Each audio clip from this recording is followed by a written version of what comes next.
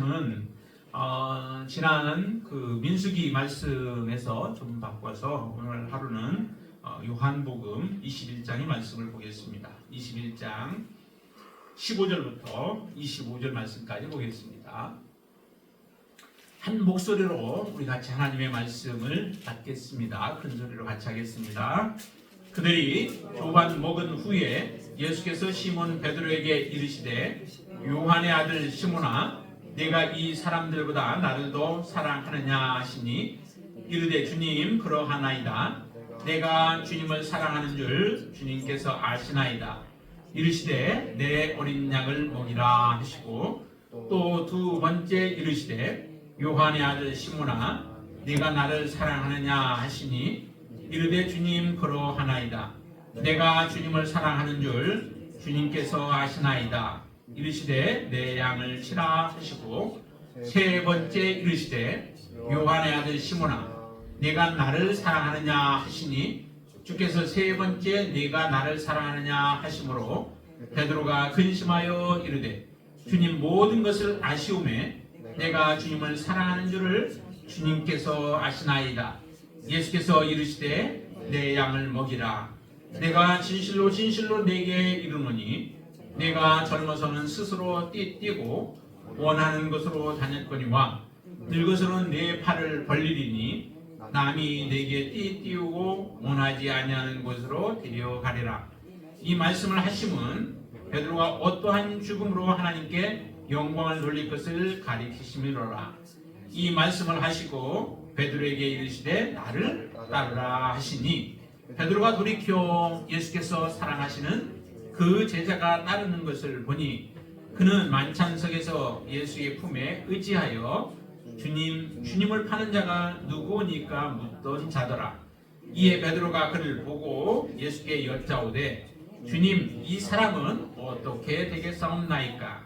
예수께서 이르시되 내가 올 때까지 그를 머물게 하고자 할지라도 네게 무슨 상관이냐? 너는 나를 따르라 하시더라. 이 말씀이 형제들에게 나가서 그 제자는 죽지 아니하겠다 하였으나 예수의 말씀은 그가 죽지 않겠다 하신 것이 아니라 내가 올 때까지 그를 머물게 하고자 할지라도 네게 무슨 상관이냐 하신 것이로라. 이 일들을 증언하고 이 일들을 기록한 제자가 이 사람이라. 우리는 그의 증언이 참된 줄 아노라. 예수께서 행하신 일이 이 외에도 많으니 만일 낱낱이 기록된다면 이 세상이라도 이 기록된 책을 두기에 부족할 줄 아노라. 아멘. 아멘. 여러분들은 예수님을 사랑하십니까? 아멘. 얼마나 사랑하시죠? 몸과 마음과 뜻과 정성을 다하여 생명을 다 바쳐서 사랑합니다. 네네. 아주 감사합니다. 그렇게 사랑하시는 분 많지 않아요. 네. 생명이 알아줄 거니까 그렇게 사랑해요. 네, 영원토록 우리 주님 구주 예수님을 사랑하시고 또 뜨겁게 그분을 사랑하면서 믿음으로 살아가시는 여러분 되시기를 바랍니다. 예수님께서 제자들과 함께 3년 동안을 하셨습니다. 3년 동안을 함께 동고동락하면서 지내시면서 제자들을 훈련하셨죠. 그랬던 제자들로부터 예수님은 고백을 들으시기도 했습니다. 예수님을 향하여 주는 그리스도시요 살아계신 하나님의 아들이십니다 라고 하는 고백도 했습니다. 그러니까 예수님이 누구시다라고 하는 것을 사실은 알았죠. 그렇지만은 예수님이 십자가에 달려 돌아가시기 전에 고난을 받으실 때에 그 제자들이 어디에 있었나요? 예수님과 함께 같이 가셨나요? 그렇게 정말 죽음의 자리라도 자기는 가겠다라고 아주 큰 소리 쳤던 베드로. 그 베드로의 모습을 보면은 베드로조차도 사실은 예수님 마지막 끝까지 함께 따라가지 못하였죠. 계집종의 질문에 그 베드로는 부인하기 시작하죠. 예수님을 모른다. 그리고 또 물어도 또 모른다고. 그리고 나중에는 심지어는 저주까지 하면서 이제 모른다라고 했다고 그렇게 성경에는 기록되고 있습니다. 예수님을 따르면서 예수님이 메시아요, 예수님이 구세주인 것을 확신을 했는데도 왜 이와 같은 현상이 일어날까요?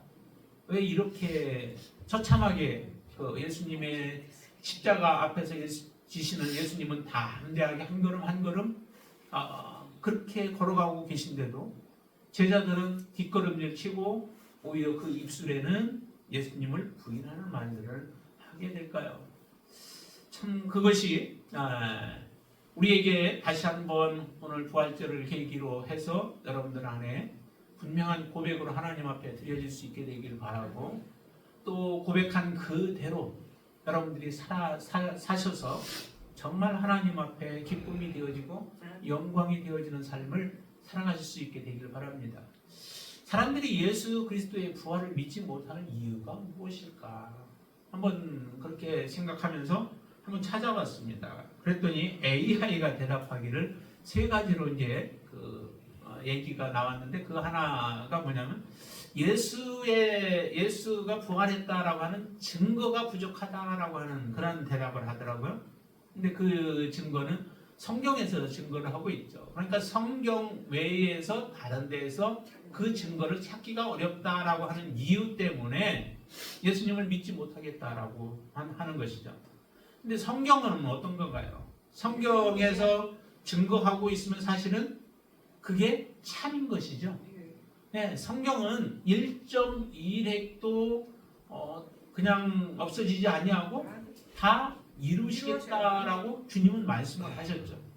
하나도 틀림없이 다 이루어질 것이다 라고 말씀했으면 사실은 성경에 대해서 우리가 온전히 신뢰를 해야 되죠. 그런데도 성경에서 말하고 있기 때문에, 그거밖에 없기 때문에 우리는 믿을 수 없다라고 하는 것도 사실은 어리석은 거예요. 성경이 무엇인가? 성경은 하나님께로부터 주어진, 우리에게 기록되어진 말씀이죠. 이 성경보다 더 정확하고 성경보다 더 확실한 것은 없습니다. 여러분들 그렇게 믿으시죠? 아멘. 네, 성경을 우리가 무시해버리면은 사실은 믿을 게 없어요. 우리 눈에 보이는 것이라고 여러분들 다 믿을 만한 것인가요? 아니요. 눈에 보이는 것, 없어져요. 하나님이 말씀하시기는 건 눈에 보이는 것들은 다 없어질 것이라는 거죠.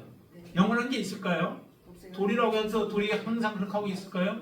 돌도 보니까 추웠다 더웠다 하면서 돌도 깨어지더라고요. 금이 가더라고요.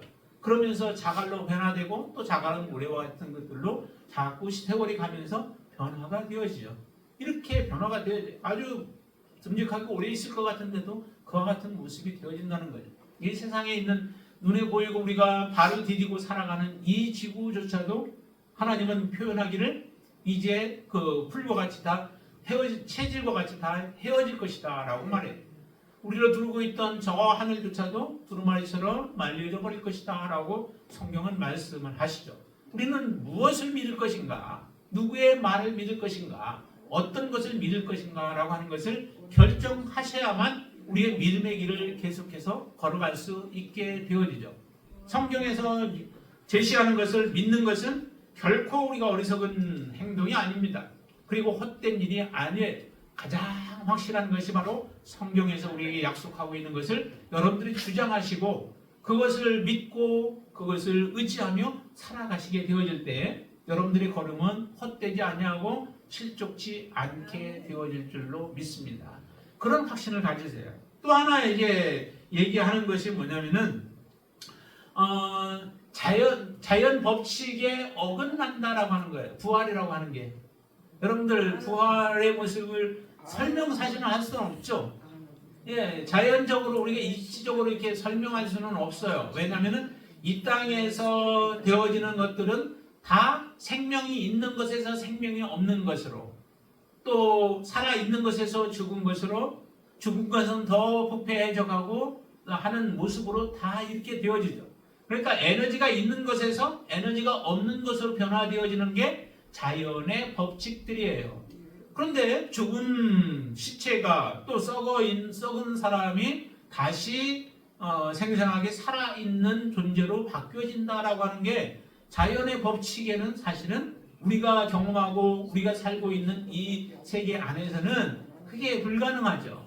그러니까 믿을 수 없는 거예요. 우리의 눈을 어디에다 두고 바라보고 있느냐, 또 우리의 기준을 어디에다 두고 있느냐에 따라서 믿을 수 있느냐 없느냐라고 하는 것이 결정이 되어지는 거죠. 정말 부활을 자연적으로 과학으로 만약에 설명할 수 있는 것이라면은 그거 굳이 뭐 믿을 필요가 없잖아요. 다 그대로 되어지는데 따라가면 되죠. 그 문제 될 것도 없습니다. 그런데도 사람들은 자연 법칙에 어긋나기 때문에 믿을 수 없다라고 하는 거죠. 그리고 내가 사실은 경험해 보지 못한 거예요. 내가 지금 이 땅에 살아가는 동안에는 경험해 볼 수 없는 문제이기 때문에 참 어려운 거죠. 여러분들은 그런 가운데서도 정말 부활을 믿는다면, 여러분들 안에 그 부활의 신앙이 확실하게 있다면은 여러분들은 참 대단한 사람들이고 하나님의 큰 은혜를 받은 사람들이에요. 하나님이 믿게 해 주시니까 우리가 믿을 수 있는 것이죠. 우리가 존재한 것도, 이 땅에 존재하는 것도, 만물이 존재하는 것도 다 하나님께서 우리에게 믿음을 주셔야 믿음으로 그것을 바라볼 때에 가능한 것이죠. 그래서 하나님이 계시고 그 하나님이 모든 만물을 존재케 하셨다라고 하는 그러한 믿음, 그것은 하나님이 우리에게 주시기 때문에 그런 믿음의 고백을 우리가 드릴 수 있는 겁니다. 여러분 안에 정말 하나님의 은혜가 충만하여서 눈에 보이지 않는다고 우리가 믿지 못한다고 부활을 여러분들이 부인하지 마시고 그것을 믿음으로 여러분들이 받아들일 수 있게 되길 바랍니다. 내 이성으로 이해가 안 된다고 그것을 한쪽으로 제쳐두고 하나님을, 부활을 우리가 부정하면서 하나님을 부정하는 어리석은 길을 선택하지 않게 되시기를 바랍니다. 비록 이와 같은 실제적으로 우리가 증명해 볼 수는 없어도 성경 안에서는 그와 같은 부활이 일어났던 경우들을 몇 군데 계속 보여. 어디서 볼 수 있냐면 구약에서도 볼 수 있어요. 구약에서 죽었던 자가 살아난 적이 있죠. 예, 죽은 아들을 살려내는 그러한 역사가 일어나기도 했고, 또한 그 엘리사의 그 뼈에다가 죽은 사람의 시체를 던졌더니 그 죽은 사람이 다시 살아나는 일도 있었던 것을 성경에서는 말씀해요. 그리고 예수님 당시 신약에 와서는 더 많이 빈번하게 몇 번 더 있었죠. 왜? 나인성의 과부의 아들을 살리시는 경우도 있었습니다. 죽었는데, 그 아이는 죽었는데 예수님께서 가셔서 달리다붐 하니까 이 소녀가 일어나게 되어진 역사가 일어나 있어요. 그리고 또 그것뿐인가요? 야이로 회당장이라고 하는 그 딸을 살리는 역사도 있었고요. 그 다음에 또 나사로를 살리는 일도 있었죠. 나사로는 완전히 예수님께서, 나사로는 더 특이했어요. 나사로가 병이 들어서 죽어가고 있는 그때 죽으라고 예수님은 더 그냥 늦잠을 부리십니다. 그리고 나서 완전히 죽고 냄새가 날 정도로 그 무덤에 완전히 장사가 되어진 그 무덤에 찾아가셔서 나사로야 나오너라 했더니 나사로가 생업으로 동행체로 나오는 역사가 일어나고 있잖아요. 이걸 어떻게 우리가 설명을 할 수 있겠어요? 그러나 성경에서는 분명히 그렇게 말씀하고 있죠. 기록하고 있죠. 예수님이 이 땅에 오신 것도 분명한 사실이죠. 역사적인 사건이었죠. 예수님은 실제적으로 이 땅에 오셨습니다. 그리고 예수님을 기점으로 해서 AD와 BC의 그 기준이 갈려지는 그런 역사도 일어나고요. 그 예수님은 분명히 계셨고 예수님은 분명히 이 땅에서 메시아의 사역을 감당하셨다가 죽으셨던 분이에요. 그 예수님이 죽음 가운데서 다시 살아나신 것을 우리에게 직접 보여주셨잖아요. 그래서 많은 사람들이 예수님의 살아나심을 만나고 부활하신 예수 그리스도를 만나고 그 부활하신 예수 그리스도를 사람들에게 증거해요. 그런데 그 당시에 지금과 같이 이렇게 편안한 가운데서 사실은 증거는 아니잖아요. 예수님이 죽었다가 다시 살아나셨다라고 하는 것을 증거할 때에는 많은 사람들이 예수 그리스도의 부활을 증거하지 못하도록 또 예수 그리스도의 부활을 사람들에게 말하지 못하도록 하기 위해서 예수님의 무덤을 지켰던 적이 있었잖아요. 바리새인들과 또 사두개인들과 같은 이런 장로들과 같은 사람들이 그 예수님의 무덤을 지켰습니다. 지킨 이유는 사실은 제자들보다 이 사람들이 하나님의 말씀은 더 잘 알고 있었던 것 같아요. 제자들은 예수님이 부활할 것에 대한 것을 잘 모르잖아요. 부활하셨다고 해도 잘 믿지를 못해요. 그러니까 그 시체가 어디 있냐고 부활하셔서 무덤이 비어 있는데도 그렇게 예수님 앞에 묻잖아요. 그랬던 그 제자들과 또 예수님을 따르던 사람들이었는데 다른 사람들은 예수님이 분명히 부활할 것이다. 그 문제가 생길 것이다. 장사 지냈는데 문제가 생길 것이다. 그러니까 훔쳐가지 못하도록 예수님이 하셨던 말씀이 있기 때문에 그거에 근거해서 지금 그들이 하는 거죠. 저가 돌아다니면서 예수가 다른 사람들에게 말했다. 분명히 죽었다가 다시 살아날 것이라고 그렇게 장담했다는 얘기죠. 장담했으니까 이 일을 반드시 이루기 위해서 본인이 부활하시든지 아니면은 부활하지 못하면은 그 제자들이 예수님을 떠받들기 위해서라도 예수님의 시체를 어디도 갖다 감추고 나서 부활했다고 그렇게 주장할 것이니까 이런 일이 일어나지 못하도록 하기 위해서 반드시 뭐예요? 그 무덤을 단단히 지켜야 된다는 거예요. 그래서 병사들을 세워놓고 무덤에다가 봉인을 하고 문을 누구든 열지 못하도록 그렇게까지 했던 것은 곧 예수님의 말씀을 잘 기억하고 있었던 거예요. 기억은 했는데 그 말이 그대로 실현되어 자기들에게 복이 되어지도록 그렇게 받아들이지는 못했습니다. 이 세상에서도 예수 그리스도에 대해서 정말 알고 있는 사람들, 만난 사람들은 많이 있을지라도 제대로 예수 그리스도를 만나지 못함으로 인하여서 결과적으로 그들은 죽음의 길을 가는 사람들이 참 많잖아요. 이렇게 예수님을 단단히 지키는 가운데도 예수 그리스도는 부활하셨다고요. 이 부활하신 사실에 대해서 그러면 이제 방법을 어떻게 해요? 예수님이 부활했다라고 하는 소식이 더 전해지지 못하도록 이제 또 막아야 될 거 아니에요. 그러니까 이것을 막기 위해서 하는 방법이 무엇이었나요? 그건 거짓말을 시키는 거예요. 그 당시 무덤을 지켰던 그런 군인들, 이런 사람들을 매수하여서 돈을 주고 또 그들의 장래를 보장하면서 거짓말을 하게 만드는 거죠. 그래서 거짓된 말을 그 제자들이나 이 사람들이 말하는 그것은 거짓말이다라고 하는 것을 하게 하기 위해서 매수까지 하는 일들을 벌인 거예요.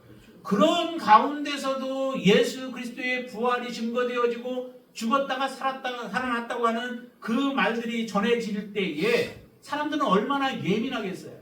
그것을 반대하는 사람들은 그래서 이런 복음을 증거하는 사람들은 때로는 잡아 죽이려고 하고 가두기도 하고 하는 일들이 벌어졌던 거죠. 그러면 예수의 증인이 된다라고 하는 것, 다시 말하면 예수가 죽었다가 다시 살아나셨고 그분을 내가 만났다라고 하는 것을 증거한다라고 하는 것은 그건 쉬운 게 아니었다는 거죠.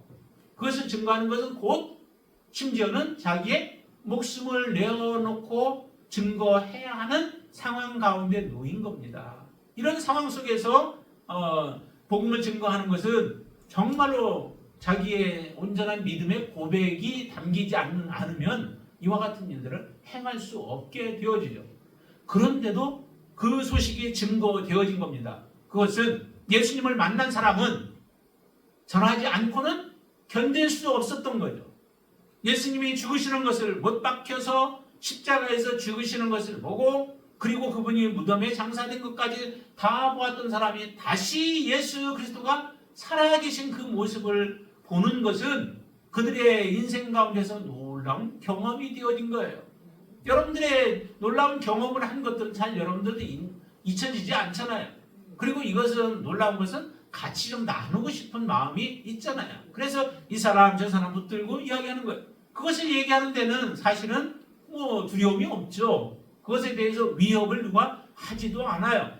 그런 특이한 사항들을 우리가 전하듯이 예수 그리스도에 대해서는 분명히 그분이 메시아이고 그분이 말씀하신 대로 모든 것들이 이루어졌다라고 한다면은 이분은 그냥 일반 사람이 아닌 거죠. 다른 사람이 죽었다가 살아난 사람을 보는 것만 해도 우리에게는 놀라운 경험이 되어져서 우리의 그 삶에 또 우리가 살아가는 데에 영향을 미치게 되어지는데 우리의 메시아였던 예수가 우리를 위하여서 죽으셨다가 살아나셔서 우리의 죄를 그분이 담당하시고 살아나셨다라고 하는 것은 놀라운 복음 아니겠어요? 이것을 증거하는 거예요. 그러니까 이 증거가 사람들을 통하여서 전해지는 그 모습을 보면은 예수 그리스도는 분명하게 예수는 살아나셨다는 거죠. 부활하셨다는 거예요. 여러분들이 이성에서 이성을 뛰어넘는 그 사건이긴 하지만 예수 그리스도는 분명하게 부활하셨다는 겁니다. 여러분들 그 예수 그리스도의 부활을 믿으시기를 바랍니다. 이처럼 믿지 못하는 이유를 또 하나는 되는데 그것은 이제 과학적인 분야가 아니라 신앙의 문제이다라고 해서 믿지 못한다라고 하는 거죠. 그것은 과학이나 이성으로 증명이 되어져야 하는데 증명되지 못하는 것이기 때문에 그거는 개인적인 신앙의 고백으로 드려지는 것이기 때문에 그것은 믿을 수 없다라고 이렇게 이야기를 해요. 정말 이것이 합당한 것일까요? 정말 이렇게 믿지 못할 이유들을 들어가며 예수 그리스도는 부활하지 아니하셨다. 그리고 나는 부활을 믿지 못하겠다. 여러분들이 그렇게 고백해야만 하는 거예요. 아니죠. 그런 가운데서도 정말 예수 그리스도는 부활하신 것을 우리에게 보여주는 것이 참 많잖아요. 이미 성경에서 증거하였고 또 만물을 통해서도 하나님은 늘 우리에게 말씀하고 계신다라고 여러분들 믿으시기를 바랍니다. 우리나라 같은 경우 특별히 사계절이 뚜렷하잖아요.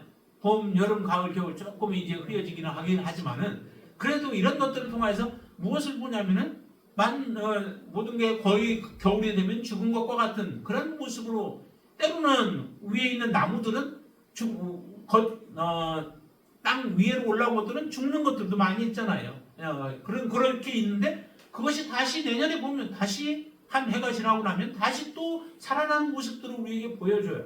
이와 같은 모습들을 보면서 놀랍게 정말 예수 그리스도의 부활에 대한 부분들을 소망을 갖게 만들잖아요. 이게 완전히 똑같은 건 아니라 할지라도.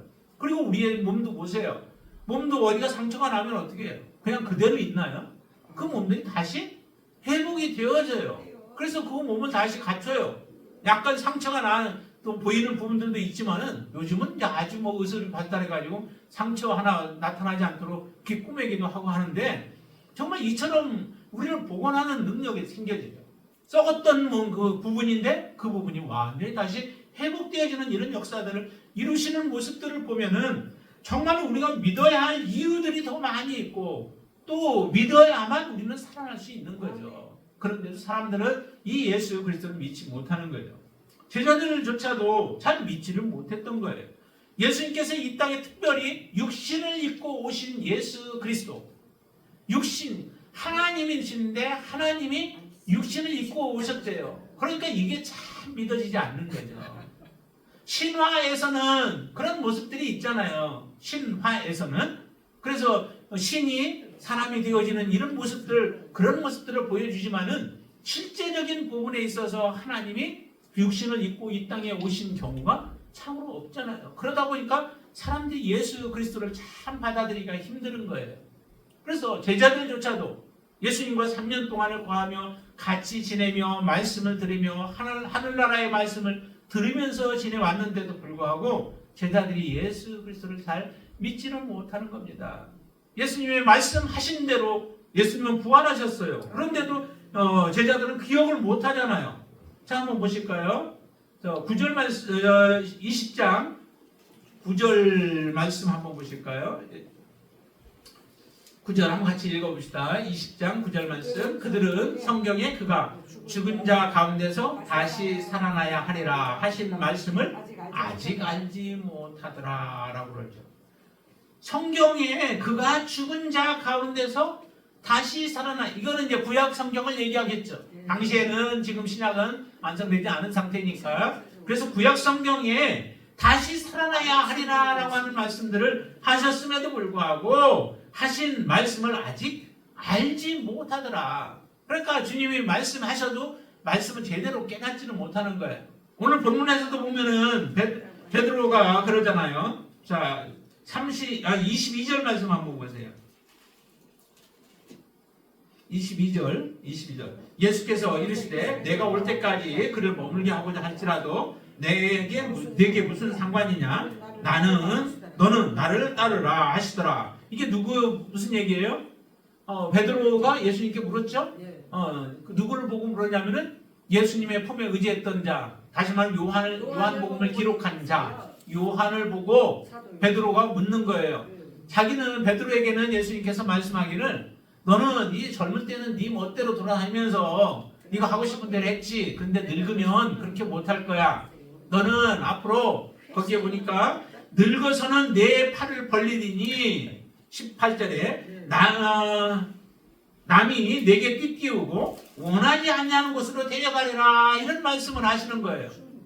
그러니까 자기 멋대로 이제 살 수 없다는 거죠. 다시 말하면 성령에 붙잡혀서 성령의 뜻대로 살아감으로 인하여 하나님 앞에 영광을 돌릴 그의 삶을 두고 이 말씀하신 것이죠.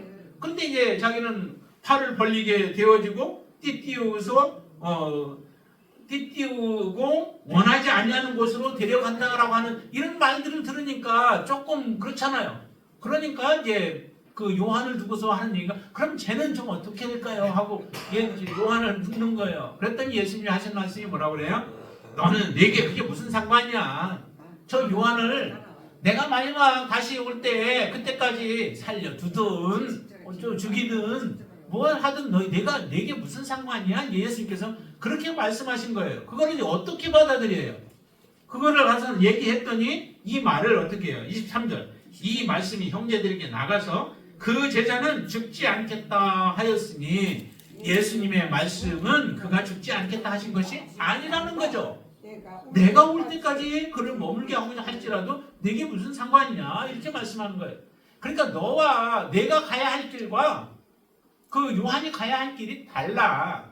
내가 가야 할 길은 하나님 성령께서 너를 인도해서 만약에 그렇게 거꾸로 나중에는 이제 보면은 거꾸로 이제 죽었다고 얘기를 하죠.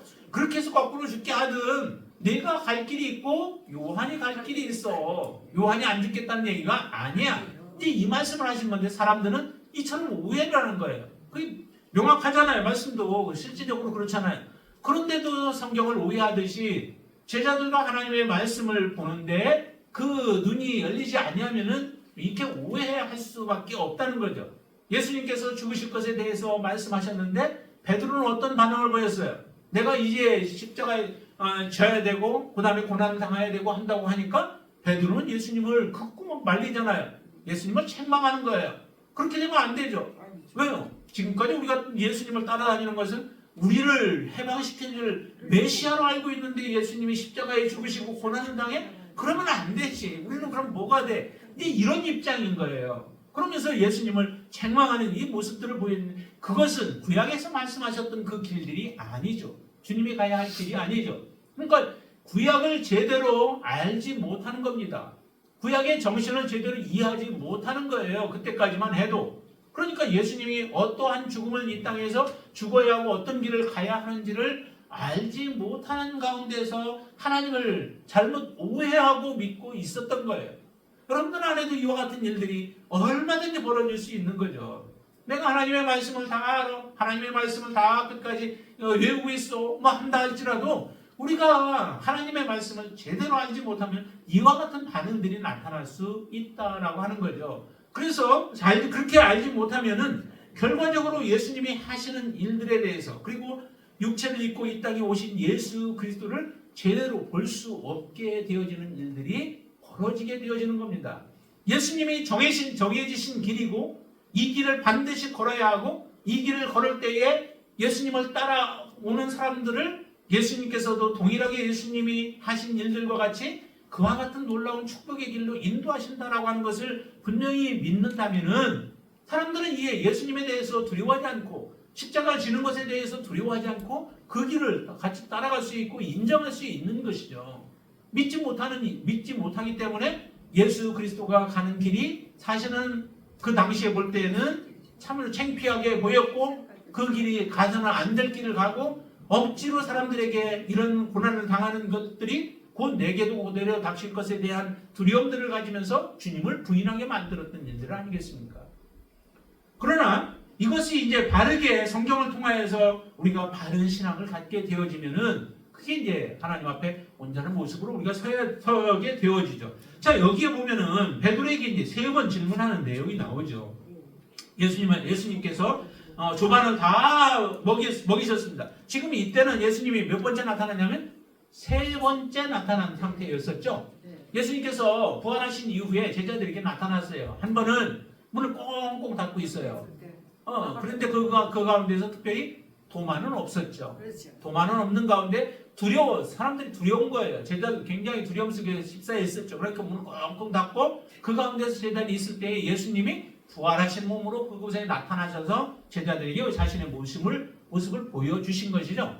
그러면 그때 보면은 그 주님께서 죽은 권세를 다 깨뜨리시고 일어나셨구나, 부활하셨구나. 이제 할렐루야 하면서 이제 힘있게 주님을 증거하면서 살아야 되잖아요.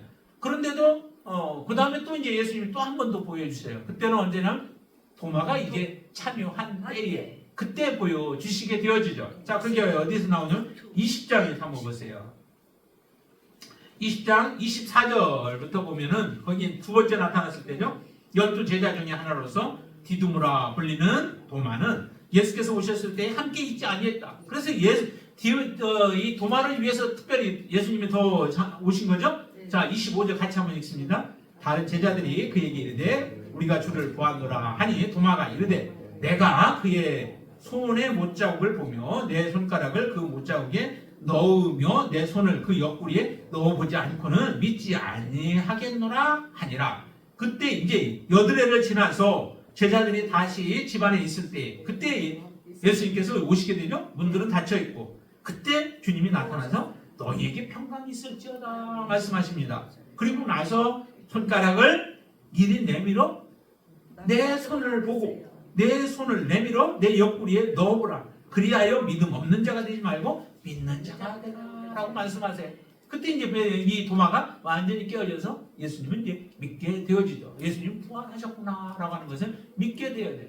그러나 예수님이 부활하셨지만은 그들의 마음 가운데는 아직도 제대로 된 믿음이 없는 겁니다. 그러면은 예수님이 정말 부활하셨으면은 말씀대로 그대로 이루어졌으면은 하나님의 나라를 더욱더 증거하는 삶을 살아야 되죠. 제자들이 어떤 모습을 보여요? 그리고 나서 그 다음에는 그것을 끝나요. 어디로 가요? 여기 보니까 오늘 21장 1절에 보니까 뒤에 호수까지 가서 이제 먹고 살 일을 걱정하는 거예요. 자기가 먹고 살려면 어떻게 해요? 가서 이제 물고기를 다시 잡아야 되죠. 한 8명이나 되는 제자들이 다 가버린 겁니다. 그 자리로 예수님께서 지금 가셔서 그곳에 가셔서 이 제자들을 만나고 그들에게 제자들에게 조반을 먹이시고 나서 친히 먹이시고 나서 그 다음에 이제 말씀하시는 게 오늘 본문의 말씀입니다. 예수님께서 질문하시죠. 뭐라고 질문하세요? 자, 15절 말씀 한번 더 보시죠. 그들이 조반 먹은 후에 예수께서 시몬 베드로에게 이르시되 요한의 아들 시몬아 내가 이 사람들보다 나를 더 사랑하느냐라고 질문하세요. 여러분들에게 이 질문하시면 어떨까요? 네, 저는 예수님이 죽도록 사랑할래요. 충성을 아멘. 네. 여러분들에게 정말 질문하신다면 개인적으로 여러분들은 그렇게 한번 주님 앞에 대답해 보세요. 야, 문 집사님, 더 잘하시죠. 문 집사님한테 하나님이 딱 질문하세요. 내가 정말 이 사람들은 나를 더 사랑하느냐 질문하시면 우리 집사님 어떻게 대답할지 속으로 한번 대답해 보세요. 예, 여러분들에게 주님은 그렇게 질문하실 거예요. 이 질문은 마지막 우리가 주님 앞에 섰을 때도 마찬가지 아니겠어요? 내가 주님을 사랑하는 마음 없이 주님 앞에 갈 수 있을까요? 여러분들이 주님을 사랑하지 아니하면 주님 앞에 갈 수 있을까요? 못 가죠. 주님 사랑하지 않는데 어떻게 주님 앞에 갈 수 있겠어요? 그거는 분명한 고백이 나와야 될 줄로 믿습니다. 베드로 같은 고백이 여러분의 입술에서도 나올 수 있게 되길 바랍니다. 베드로에게 3번을 질문하게 되죠. 3번을 질문하는데 사실은 이것은 베드로의 그 3번 부인했던 그것에 맞춰서 어떻게 보면 3번이나 또 질문하세요. 베드로의 마음을 다시 완전한 회복하기 위한 주님의 질문이 아니었나 보기도 합니다. 그래서 3번을 거쳐서 질문하심으로 인하여 그의 사명을 다시 일깨우는 거예요. 베드로의 사명은 우리에게 주어진 사명은 예수님에 대한 사랑이 없이는 진정으로 그 사명을 완수할 수 없습니다. 주님을 온전히 우리가 사랑할 수 있으면 그 사람은 주님이 주시는 사명을 우리가 끝까지 감당할 수 있어요. 그렇지만은 주님을 사랑하는 마음이 식어지고 우리의 마음이 주님의 사랑에서 떠나버리게 되어진다면 결코 주님이 주신 사명 우리는 완수 못해요. 그러니까 여러분들의 사랑의 온도와 우리의 사명의 완수와는 연결되어 있다라고 하는 겁니다. 여러분들 마음속에 정말로 나는 내 목숨 다하여 주님을 사랑하겠다라고 고백한다면 여러분들에게 주어진 사명도 그만큼 중요하고 그 사명을 여러분들은 이루실 수 있을 줄로 믿습니다. 그러나 사명 여러분들의 사랑이 식어버리면 결코 우리는 이룰 수 없죠. 베드로에게 질문합니다. 시몬아, 내가 이 사람들보다 나를 사랑하느냐? 그때 베드로가 얘기하죠. 주님, 그러하나이다. 내가 주님을 사랑하는 줄 주님께서 아시나이다. 내 어린 양을 먹이래요. 어린 양을 먹이래요. 그리고 나서 두 번째 또 질문하시죠. 두 번째도 또 동일한 질문하십니다. 요한의 아들 시몬아, 내가 나를 사랑하느냐?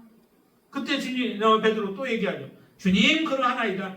내가 주님을 사랑하는 줄 주님께서 아십니다. 그렇죠. 다 아시죠. 그 마음 왜 몰라요? 다 아시는데도 주님은 질문하죠.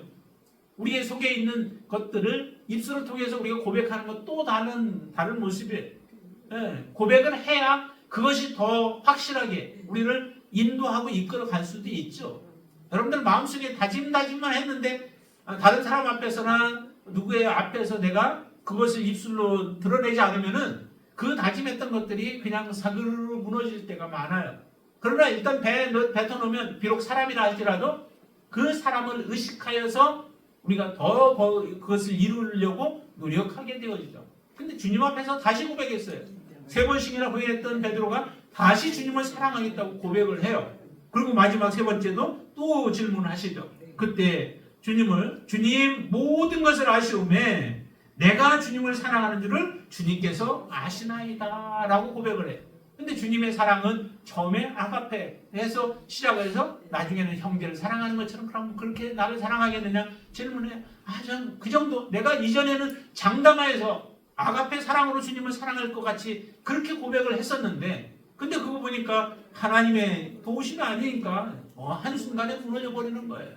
그걸 알고 난 베드로는 이제 주님을 사랑한다 그렇게 막 장담은 못해도 정말 내가 그냥 형제를 사랑하는 것처럼 내 마음 다해서 주님 사랑하겠습니다 라고 하는 그런 하나님이 도우셔야 가능한 사랑이죠. 이거는 이런 사랑이 있을 때 하나님의 역사가 있을 때 그래서 그런 고백을 하나님 주님께 드리게 되어집니다.